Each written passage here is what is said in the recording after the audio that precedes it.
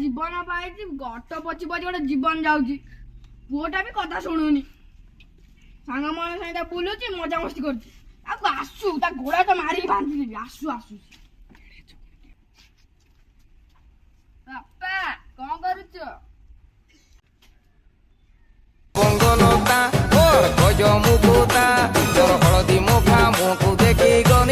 ଦେଖାଯାଉନି ନାଚୁଛି।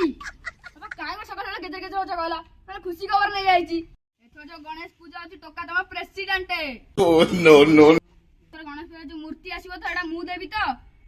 ବେଶୀ କିଛି ନ 20,000 ଟଙ୍କା ଦରକାର। ଆଉ ଆଚ୍ଛା ଠାକୁର ଜିନିଷ କିଏ କଣ ମନା କରନ୍ତି କି? ପଇସା ଦଉନା ସାଙ୍ଗ ସହିତ ପୂଜା କରିବୁ। ସ୍କୁଲରେ କେବେ ଗଣେଶ ପୂଜା ତୁ କରିଥିଲୁ? ନାଇଁ ବାପା, ସମୟ ଥିଲେ ସିନା କରିଥାନ୍ତି। ସେତେବେଳେ ତୁ ବେକାର ହେଇକି ଥିଲୁ, ଏବେ ପାଠ ପଢୁଛୁ, ତୋ ପାଖେ ପ୍ରଚୁର ସମୟ।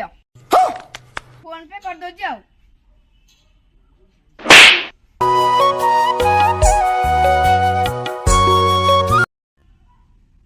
ଶଳା ଏବେ ପୂଜା ମୋ ଗାଲେ ଡିଜେ ବାଜିଗଲାଣି। ତୋ ଗାଲେ ଡିଜେ ବାଜିକି ଖୋଳପା ବାଜୁ। ତୁ କହିଥିଲୁ 20,000 ଟଙ୍କା ଆଣିକି ଦବୁ ବୋଲି ଆମେ ତତେ ପ୍ରେସିଡେଣ୍ଟ କରିଥିଲୁ। ସେଥିରେ କହୁଛୁ ତୋ ବାପା ବାଳିଲା। ତୁ ଯା, ଆଜି ମୁଁ ପ୍ରେସିଡେଣ୍ଟ।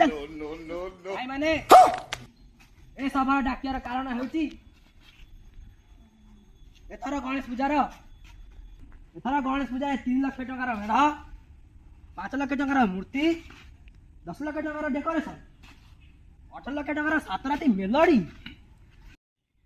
ବିଶେଷ ଆକର୍ଷଣୀୟ କିସମର ପଣ୍ଡା କୁଲଦୀପ ପଟ୍ଟନାୟକ, ବାବୁସାନ ଗୁଲିଆ, ଆଉ 6 ଲକ୍ଷ ଟଙ୍କା ଡିଜେ ହେବ।